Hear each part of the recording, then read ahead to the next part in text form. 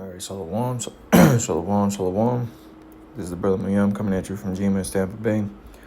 First and foremost, I want to give all the praise and all the glory unto Yahweh, Bahashem, Yahweh Shai, Bahashem, Rakah, Hakwadash. Double honors to the elders, apostles, of great millstone. Much blessing and salutations to the Akimah in the four corners of the earth who are diligently pushing out this truth and sincerity. And just want to do a quick video, just going into this. I guess you can call it an article, but it came out on the 22nd of this month and is entitled, let me see where the title is here. This is off the website uastana.info. And I guess the title is this is Ray Bradbury predicted August 5th, 2026 as the end of the world. Why are readers thinking about this prophecy again? And this was something that people pulled out of a book that this dude Ray Bradbury wrote back in 1950, and the book was entitled "There Will Come Soft Rains." And let me just type in "There Will Come Soft Rain." All right. Yep. So you can look up the PDF. But it says, I'll read a little synopsis of the story, of this little short story. It says, There will come soft rains is a famous Ray Bradbury short story from The Martian Chronicles, 1951, that predicts a post-apocalyptic world where a nuclear war has wiped out humanity, leaving only an automated house to continue its daily routines for its absent owners, whose silhouettes are burned into the walls. The story is a cautionary tale about technology's hubris, showing how an automated home systems fail and are ultimately destroyed by nature, highlighting the futility of human endeavors in the face of nature's power and the devastating consequences of nuclear war. And, in this story here, I'll read the plot. It says the house automated systems, cooking, cleaning, reading, continue the schedule unaware the family is gone, leaving only their charred outlines on the wall. A dog enters and dies, and the house systems incinerated. A fire eventually consumes the house, leaving only a single wall with the date printed on it. And this is this house that is going to be consumed is the house of Esau. All right, because when you read this thing in this article that I have speaking on this book. It goes into how people are saying that the world is going to end, and in the sense of eon, and in the sense of that time period, yes, there is going to be an end that's going to come. Okay. And the end that's going to come is not to that of the world, but to that of the world of Esau. All right. Which Esau, for those of you that are not aware of the so-called white race, all right, in particular, the small hats, the tribe of Amalek that rules this earth. That's the house, or as the movie back in the 1920s is called, the House of Rothschild. All right, that's the house that's going to come crashing down. That's going to be brought down. All right, which the Rothschilds being the chief family of the earth. They're the ones that pretty much run the central banks that have set them up. Throughout the major nations in the earth. And their house is going to come quickly crashing down as they move forward to try to implement this image of the beast. All right. Through the mark of the beast, we understand that the Lord is going to disappoint them and cause them in this chaos and in their pride to shoot missiles at one another, to thinking that will bring about their new world order, which the only new world that's going to be coming out of the destruction, these missiles, because as this story speaks about, the missiles coming, nuclear war, that is going to bring an end to this world. All right, in the sense of a time period. All right, and this is 2 Ezra chapter 6 and verse 8. And he said unto me, from Abraham unto Isaac, when Jacob and Esau were born of him, Jacob's hand held first the heel of Esau, for Esau is the end of the world, and Jacob is the beginning of it that followeth. All right. So Esau is the end of the world, the end of the time period. And when you look into, when these Edomites were ruling they really didn't get into power in the sense of the known world at the time until the Greeks. But even up to that point, to the Greeks and even the Romans, they didn't have full control over the entire earth, over the entire world, the oikoumene. Okay. And even as when they came back into power, the Spanish, the French, all right, and even the British were the ones that, came close to, ruling the known world, all right, which is the inhabited earth, the oikoumene. They were the closest ones until America came about. And once America came into a superpower, specifically after World War II, after World War I, America became basically the financial hub of the world. All right, but they really weren't still a superpower militarily. All right, their economy was booming, and then you had the Great Depression, which that was all planned. There had to be a fall for there to come more control out of that fall. But after World War II is when America fully grabbed a hold of the entire inhabited planet. All right, the earth, the world. And ever since then, these devils through America have maintained a grasp on the nations of the earth. So the time period that we're in is the end of the world. Okay, because this devil is in complete control of the scriptures or he's in complete control of the world, as the scriptures say. Okay, and he's going to be the end of it.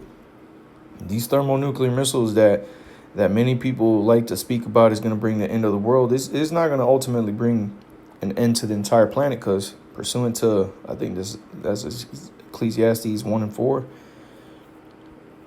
Yep, Ecclesiastes 1:4. One generation passeth away, and another generation cometh, but the earth abideth forever. See, there is no destruction that will come to the entire planet Earth.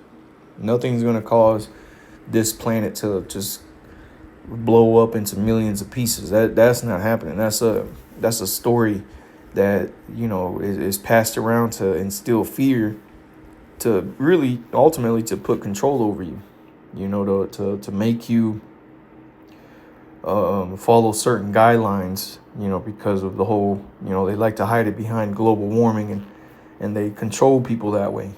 All right, they're able to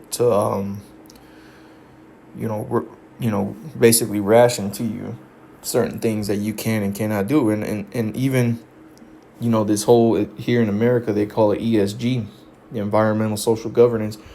That global warming is a part of that. The environmental part of ESG is the form of how they're going to get into the minds of the people for them to follow these orders that they're going to be putting out.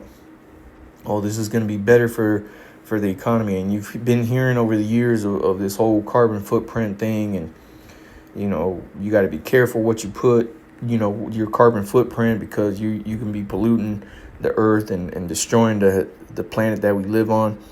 And that's going to be a big part of this governance that they're going to bring upon the earth, is, limiting your access and your pretty much limiting what you do, what you can and cannot do. Oh, you eating too much meat. Cows create methane, which has been something that Bill Gates has been pushing for some years now, where fucking cows produce too much methane, and that's causing pollution in there, which is a bunch of bullshit. But they push this ideas out there, and people believe this shit, and that's why a majority of people are just gonna follow after what this devil says, because they've been given over to the wiles of the devil. All right. But as far as these, the earth being destroyed, that's not going to happen. The earth will abide forever, as the scripture just said. And that was King Solomon who wrote that. Okay. But this is Malachi chapter 1 and verse 4. It says, For behold, the day cometh that shall burn as an oven, and all the proud, yea, and all that do wickedly shall be stubble. And the day that cometh shall burn them up, saith the Lord of hosts, that it shall leave them neither root nor branch. And this is the day that's approaching. Okay, this is that thermonuclear war that many people have spoken about, including this dude, Ray Bradbury. Okay, this book, there will come soft rain. That soft rain, he's speaking about these thermonuclear missiles, man. And people understand that. People, for years and years since these thermonuclear missiles have been created, have understood that this was going to bring about the end of the world. But in their minds, they understood the end of the world as, to mean that the earth would be completely destroyed or it would become uninhabited. And that's not true. Okay, let's get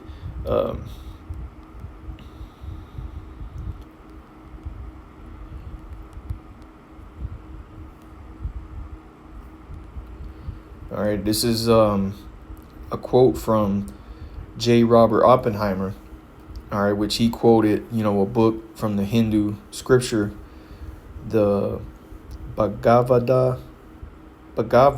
Gita, all right, which he quoted himself, speaking about himself through the quote, saying, "Now I am become death, the destroyer of worlds."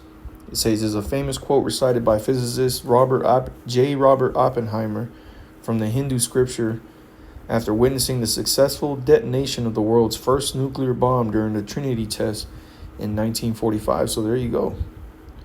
Even he understood that he had brought something or created something in this earth that would bring about an end to the known world, all right, to this known time period that we live in. Okay, he might have not understood it in his head as an end to a time period, but that's what they came across. That's what they thought in their minds. I created something that's gonna be that's gonna end this world. All right, let's get this, because ultimately it was the Heavenly Father who put these images in his mind, and that's a good movie to watch, is that Oppenheimer movie. They show you how he was receiving visions, of nuclear fission. Okay, and ultimately that came from the Lord. This is Isaiah chapter 54. See, the Lord put it in these spirits to create these weapons, man, to bring about this day that shall burn like an oven. All right, this is Isaiah chapter 54 and verse 16. It says, "Behold, I have created the smith that bloweth the coals in the fire, and that bringeth forth an instrument for his work. And I have created the waster to destroy." You see, the destroyer of worlds. And what does a blacksmith do? They create weapons. Okay? And the way they create weapons is by forging metal into a particular shape. All right, if you're thinking of ancient times, they forged metal in a fire. All right, and the fire had to be at such an intense heat, all right, that it would, make the steel or the iron malleable, okay, to where it would be able to be shaped in a particular fashion to where it would become a weapon. It would become sharp. Okay, and so this is what this scripture is talking about. "Behold, I have created the smith that bloweth the coals in the fire, and that bringeth forth an instrument for his work." And what have these devils created here in these last days? All right, this dude,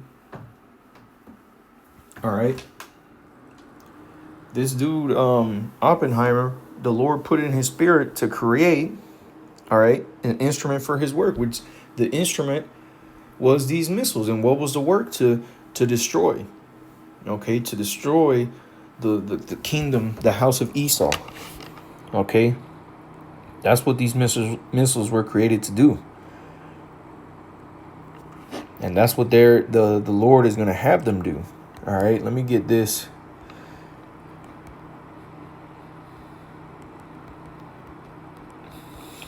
All right, quick precept that came to mind.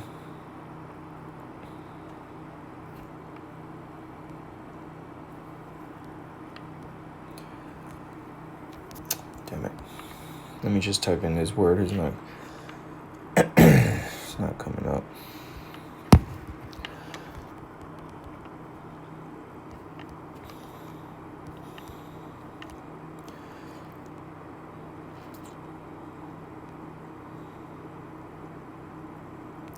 This is Isaiah chapter 24 and verse 18. "And it shall come to pass that he who fleeth from the noise of the fear shall fall into the pit. And he that cometh up out of the midst of the pit shall be taken in the snare. For the windows from on high are open, and the foundations of the earth do shake." Okay, the earth is utterly broken down. The earth is clean dissolved. The earth is moved exceedingly. And what's going to cause? Well, let's read verse 20. The earth shall reel to and fro like a junker, and shall be removed like a cottage, and the transgression thereof shall be heavy upon it, and it shall fall and not rise again. You see, so this house of Esau is gonna fall, man, and it's not gonna rise again. And it tells you that in Isaiah 14 as well. Okay, but the windows from on high is talking about the pretty much the heavens, the skies. All right, the Lord is going to open up those windows, and what happens when you open up a window? That breeze comes in, right? And so when these missiles go up, thermonuclear missiles, they go up, into the ozone. They go out into a particular layer of the atmosphere. They receive a coordinate, and then they come back down.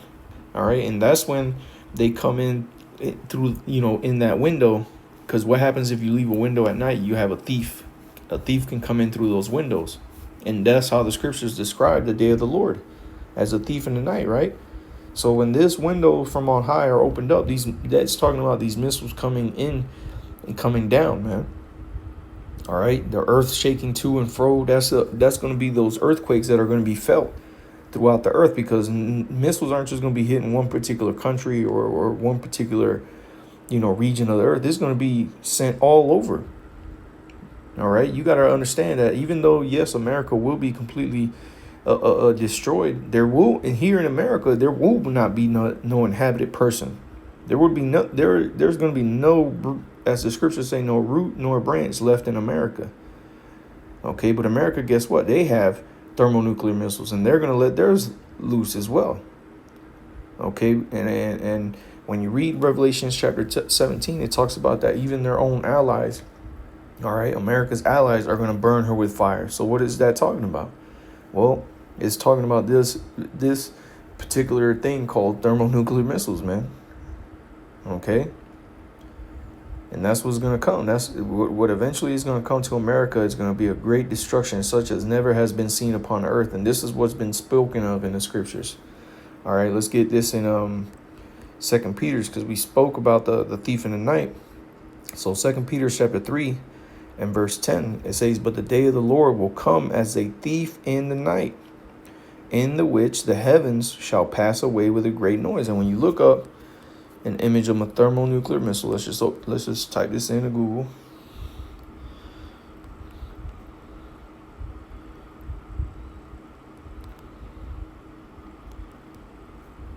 All right, nuclear explosion. All right, let's look up images. Okay, and as you can see, matter of fact, I'll put this as a thumbnail. As you can see, there is at the very top of that vacuum of fire going up, there is clouds that look like it's a ring around it. And when you see this in video, and you can see these other pictures underneath it, is the same thing. There's a ring of clouds around the ball of fire as it's going up, which it's ultimately a vacuum. That fire is being sucked up into the air because of the change in pressure. Okay, which that change in pressure is so dramatic. All right, that and with the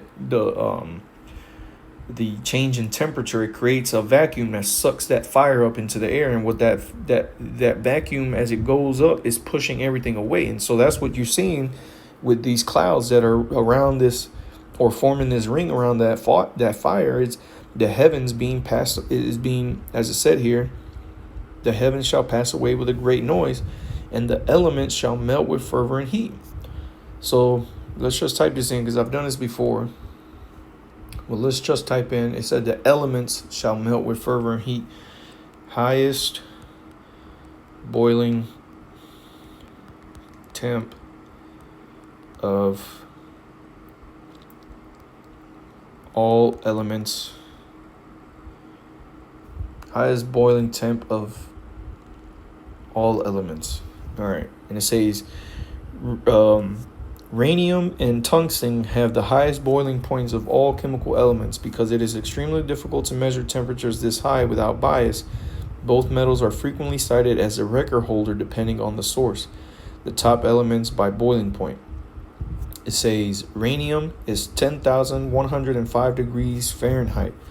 Tungsten, 10,022 degrees Fahrenheit. So hypothetically, right, let's just look up what is the theoretical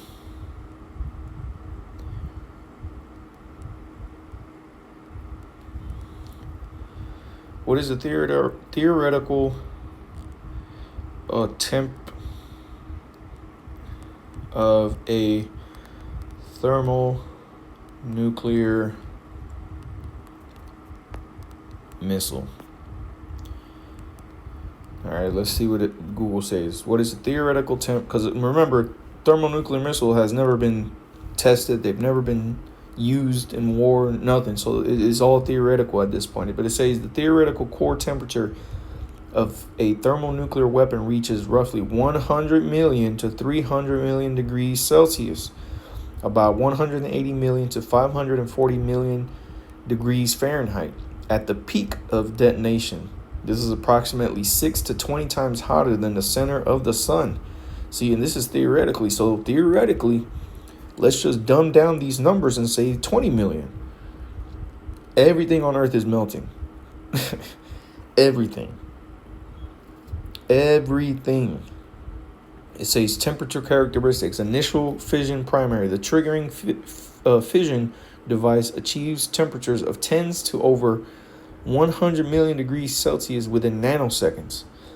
Thermonuclear secondary. Radiation implosion in a Teller-Ohlm design compresses and heats fusion fuel like lithium deuterium to equilibrium radiation temperatures exceeding 30 keV, approximately 350 million degrees Celsius Kelvin, with localized kinetic ion temperatures and this has a lot of 10, as a Apostle Gabar says, 10-gallon word, 10-gallon hat words.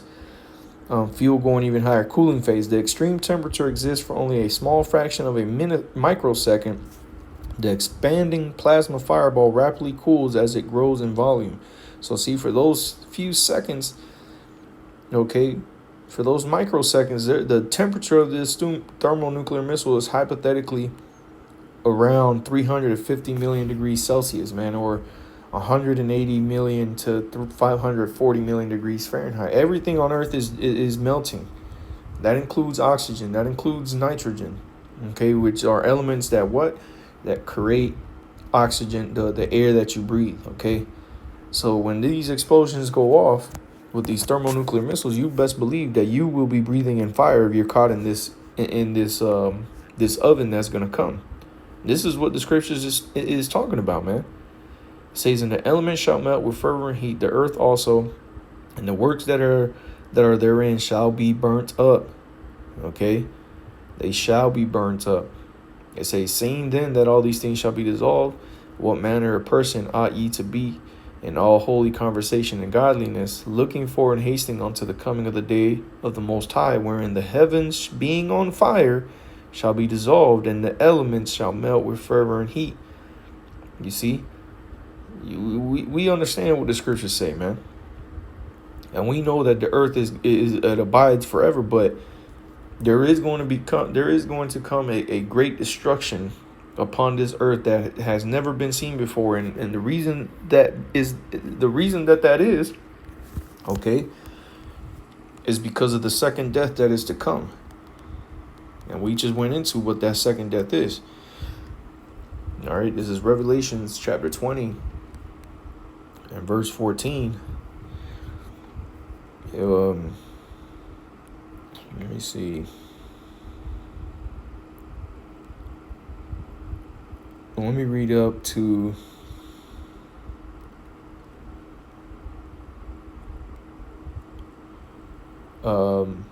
I'll start at verse 7. Revelation chapter 20 and verse 7, it says, and when 1,000 years were expired, Satan shall be loosed out of his prison. And that's what happened. The Roman Empire, came to a point to where it split up.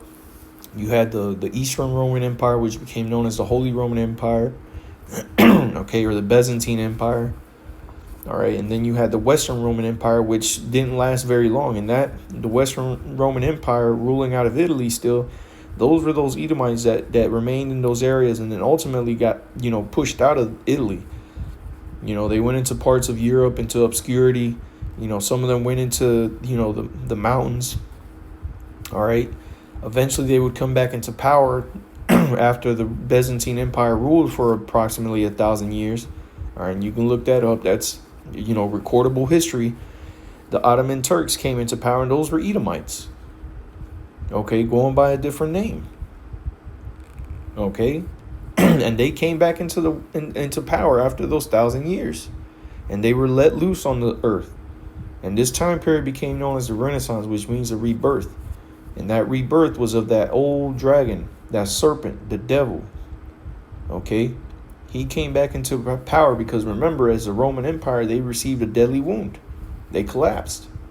They lost their power. All right? And this is verse 8. Revelations 20 and verse 8. And shall go out to deceive the nations which are in the four quarters of the earth. Right? And this is what they did. Especially through America. They've gone throughout every corner of this earth, deceiving everyone on this earth. They've changed the history. They've made everyone believe that the Messiah is a so-called white man with long hair and blue eyes. They've made everyone believe that the white race is the chosen people of the Lord. They've changed and deceived everything. Okay? But it goes on to say, Gog and Magog, to gather them together to battle, the number of whom as the sand of the sea. And Gog is a land.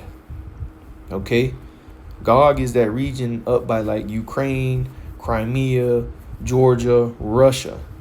Okay, and so when you go back into the late 1900s, around 1980, all that region was known as the Soviet Union.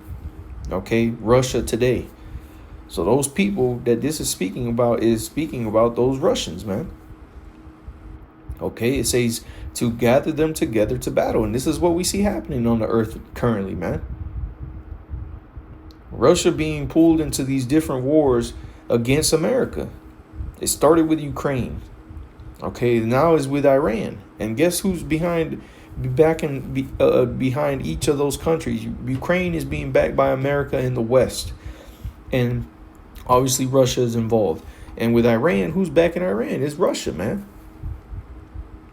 Okay, and you can read Ezekiel 38, and it tells you the same thing. It just names more nations that are going to be coming up under these Russians. But this is what's happening. This is where we're at in the time period of the Lord. All right, in verse 9 it says, and there went up on the breadth of the earth and compassed the camp of the saints about and the beloved city, and fire came down from God out of heaven and devoured them. And this is going into those thermonuclear missiles. And the devil that deceived them was cast into the lake of fire and brimstone, where the beast and the false prophet are, and shall be tormented day and night forever and ever. And see, that lake of fire is ultimately going to be America. All right. The false prophet being, what's it called? That Roman Catholic bullshit, really going back to, through the Vatican and all that. All that deception of these different, of this religion, of that religion is going to be brought down, because that's where ultimately the deception of Yahushua comes from. Okay, remember the Holy Roman Empire became known as the Byzantine Empire. Those were Jakes that ruled. All right, they were still going. The leaders of those nations were still going by emperors, and they started to change things up. Okay, you had Constantine during the Council of Nicaea in 333, I believe, or 323 BC or AD, where they started to make changes to the scriptures. And ultimately, when Esau got up in there, they changed up the images. All right, they changed up even more of the scriptures. Okay, and then they used that Catholicism, all right, and eventually through Christianity to deceive the nations even more, especially you so-called Negroes, Latinos, and Native Americans. So that's why that whole religious system is going to be brought down as well. And it says, and shall be tormented day and night forever and ever. And I saw a great white throne, and him that sat on it, from whose face the earth and the heaven fled away. You see? And this is Yahushai. And you read Matthew 24, it tells you that. All right, that when people of the earth see Yahweh Shai coming down, everyone's not going to be happy. The majority of people on this earth are going to be scared, and you have to really, truly ask yourself why that is. You have to really ask yourself, why would you be scared at looking at the Messiah coming down? Well, in the scriptures, it tells you it's because of the fashion of how he's going to come down. Sirach chapter 13 even tells you what's going to be going down when he's coming. Okay? Let me skip on down to verse 14. It says, and death and hell were cast into the lake of fire. This is the second death. And what was the first death? The flood. The flood that came upon the earth, which came of what? Water. Right? The earth flooded the earth with water and destroyed the majority of everyone on the planet except those that had faith and believed in his word. And that was Noah, his 3 sons, Ham, Shem, and Japheth, and their wives. Those are the only people that survived, including those animals on that boat. Everyone else perished on the earth. And this time around, the Lord is going to bring another death. This time not by water, because the Lord used the rainbow as a sign that he would never flood the earth with water again. But he never said anything about fire. So the Lord is going to this time bring a second death via fire.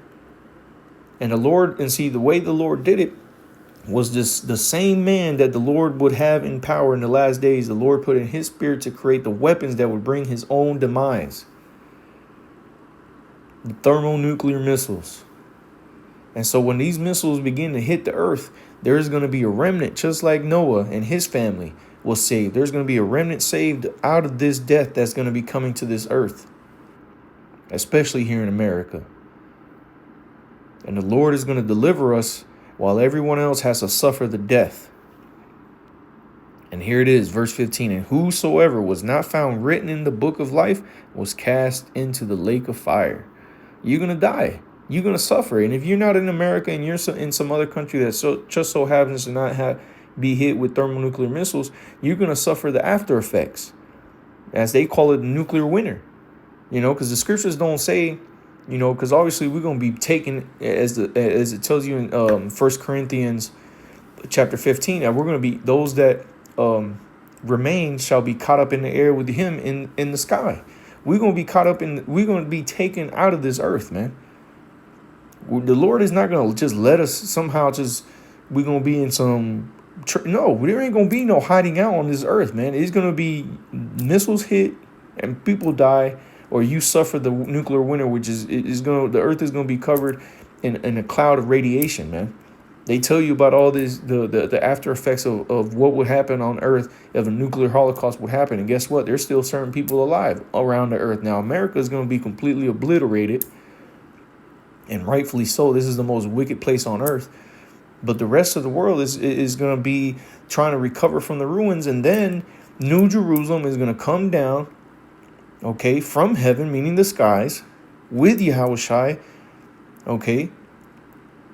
And the Lord is going to establish the kingdom of heaven on earth with his men. And if you don't get down with what the Lord is implementing on the earth, he said, bring them hither and slay them before me, man. The Messiah said that.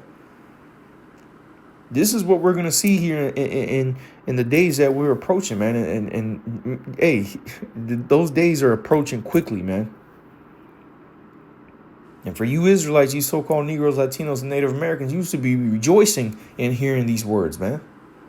Because we've suffered for so damn long, and to this day, we still suffer as a people. And the time is good. This time, these things that are going to be coming onto the earth are necessary for us to no longer suffer, man. For the Lord to take away the pain from our lives, from the suffering that we have to endure every day. The Lord is going to take that all away, but these things must first come to pass. Okay? So I'll end it there. Lord's will, this was edifying. I want to give all the praise and all the glory unto Yahweh, Bahashem, Yahweh Shai, Bahashem, Rachah HaKodash. Double honors to the elders, apostles, of Great Millstone, And much blessing and salutations to the Akim around the four corners of the earth who are diligently pushing out his truth and sincerity. With that, I say shalom.